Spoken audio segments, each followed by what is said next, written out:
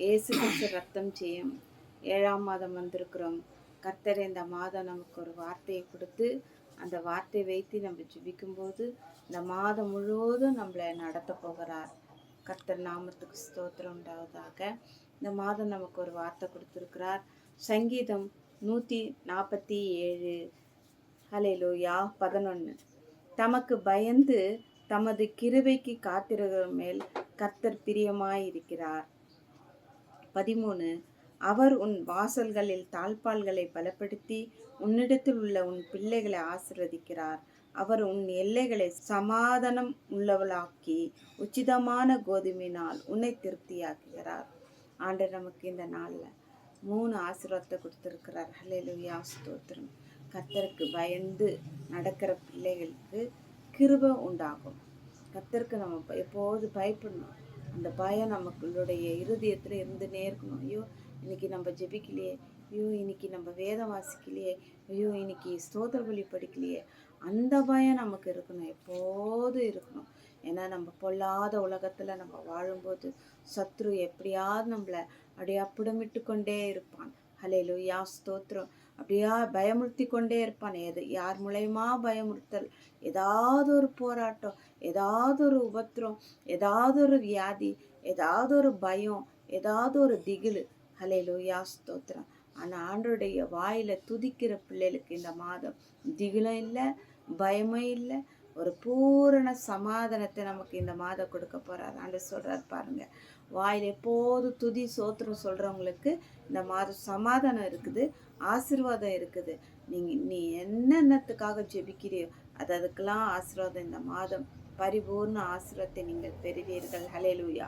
அவர் உன் வாசல் தாழ்பால்களை பலப்படுத்தி, ஹல்லேலூயா ஸ்தோத்திரம், அது உள்ள இருக்கிற பிள்ளைகளை ஆசீர்வதிப்பேன்னு சொல்றார். நம்மளை ஆசீர்வதிக்கிறார் இந்த மாதம்.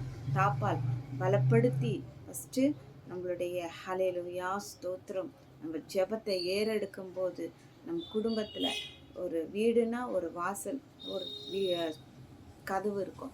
அந்த கதவு ஓப்பனாக இருந்தால் நம்ம யாராவது திருடனும் வருவான், எல்லாம் ஏதாவது நடக்கும். ஆனால் அந்த தாப்பால் ஃபஸ்ட்டு பலப்படுத்துறாரு, குடும்பத்தில் ஒரு சமாதானத்தை தராரு, அந்த குடும்பத்தை கட்டுறாரு. ஹல்லேலூயா ஸ்தோத்திரம். அந்த குடும்பத்தில் ஒரு நிம்மதியை தராரு ஆண்டவர். அதுக்கப்புறம் உன் பிள்ளைகளை நான் ஆசீர்வதிப்பேன். ஹல்லேலூயா.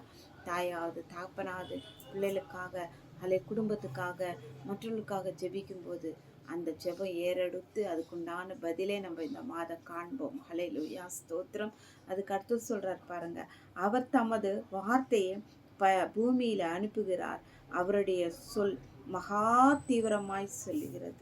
ஹல்லேலூயா ஸ்தோத்திரம். அப்படியா அந்த வார்த்தை, நம்ம ஜெபிக்கிற ஜெபம், நம்ம வேதத்தை வாசிக்கிற வார்த்தைகள் எல்லாம் நம் தலையில் அப்படியா வந்து சேருவதை நீங்கள் காண்பீர்கள். ஹல்லேலூயா ஸ்தோத்திரம். கண்களை மூடி ஜெபிக்கலாம். ஏசப்பா உமக்கு ஸ்தோத்திரிக்கிறோம் ஆண்டவரே, ஸ்தோத்திரிக்கிற ஆண்டவரே. இந்த மாத நீர் வாக்கு கொடுத்திருக்கிறப்பா ஆண்டவரே. அப்பா ஸ்தோத்திர ஆண்டவரே. நாவுல துதியுங்கள் என்று வாக்கு கொடுக்கிறீர், ஸ்தோத்திரிங்கள் என்று சொல்லியிருக்கிறீரப்பா. ஸ்தோத்திரிக்கும் போது துதிக்கும் போது ஆண்டவரே எங்கள் வீட்டை கட்டுகிறீரப்பா.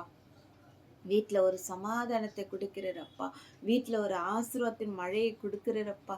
ஆண்டவரை ஜெபமே இல்லாத வீட்டில் ஆண்டவரை இந்த மாதம் நல்ல ஜெபாவி இறங்கிறதுக்காக ஸ்தோத்திரம், அதுக்குண்டான பலனை கொடுக்கறதுக்காக ஸ்தோத்திரம் ஆண்டவரே. இந்த மாதம் ஆண்டவரே அப்பா பிள்ளைகளுக்கு ஆண்டவரே எல்லா தேவை நீர் பரிபூர்ணமாய் கொடுக்கிறப்பா. ஆனால் ஆண்டவரே உமக்கு பயந்து நடக்கிற பிள்ளைகளுக்கு ஆண்டவரே அப்பா ஸ்தோத்திரம், இந்த மாதம் பயம் இல்லைப்பா, திகில் இல்லைப்பா ஆண்டவரே. அப்பா ஹாஸ்பிட்டல் போனாலும் பயம் இல்லைப்பா, திகில் இல்லைப்பா. இந்த மாதம் ஆண்டவரே அப்பா எல்லாம் சமாதானமாய் நடத்துகிறதுக்காக ஸ்தோத்திரம். குழந்தை இல்லாத பிள்ளைகளுக்கு குழந்தை பாக்கியத்தை கொடுக்கிறேன் ஆண்டவரே. இந்த மாதம் ஆண்டவரே அப்பா ஸ்தோத்திரம், துதிக்கிற பிள்ளைகளை நீர் ஆசீர்வதிப்பேன் என்று வாக்கு கொடுத்துட்டு ஆண்டவரை வேலையில் ஆண்டவரை போராட்டத்தெல்லாம் அடக்கி போடுகிறேன் ஆண்டவர். ஒரு சமாதானத்தை கொடுக்கிறேன் ஆண்டவரே. வீட்டில் பிள்ளைகளை ஆண்டவர் பிரச்சனை ஆண்டவரே அப்பா ஸ்தோத்திரம், நிம்மதி இல்லை சமாதானம் இல்லைன்னு சொல்லி ஆண்டவர் பிள்ளைகளை அங்கலாய்த்து கொண்டு இருக்கலாம் சுவாமி. இந்த பிள்ளைகளுக்கு ஒரு சமாதானத்தை கொடுக்கிறப்பா ஆண்டவரே. இந்த மாதம் எப்படி நான் நடத்துவேன் குடும்பத்தை ஆண்டவரை, எப்படி வீட்டு வாடகை கட்டி மீதியானதை எப்படி அள்ளுவேன் என்று பிள்ளைகள் புலம்பிக் கொண்டு இருக்கலாம், எப்படி இந்த கடனை நான் தீர்ப்பேன் என்று புலம்பிக் கொண்டு இருக்கலாம் சுவாமி. இப்பொழுது ஒரு வல்லமை ஒவ்வொரு வீட்டுக்குள்ள பாயறதுக்காக ஸ்தோத்திரம். ஒரு சமாதானம் இறங்கத்துக்காக ஸ்தோத்திரம். நீங்க போய் ஆண்டவரே அந்த தாழ்பால்களை பலப்படுத்தி உன் பிள்ளைகளோட சமாதானம் பெரிதா இருக்கும் என்று சொல்லி அந்த சமாதான ரத்தத்தை தெளித்து ஜெபிக்கிற சுவாமி. ஆசீர்வதி. இதை கேட்டுக்கொண்டிருக்கிற பிள்ளைகளுக்கு ஆண்டவரை ஒரு சமாதானம், இருதயத்துல ஒரு சமாதானம், தைரியத்தை கொடுக்கறதுக்காக ஸ்தோத்திரம். நீர் பெரியவர், பெரியவர் நிரப்பி ஆண்டவரே, அப்பா எனக்கு யாருமே இல்லையே ஆண்டவரே, நான் திக்கற்றுள்ளா இருக்கிறேனே கலங்கி கொண்டு இருக்கலாம், கண்ணீரோடு இருக்கலாம் சுவாமி.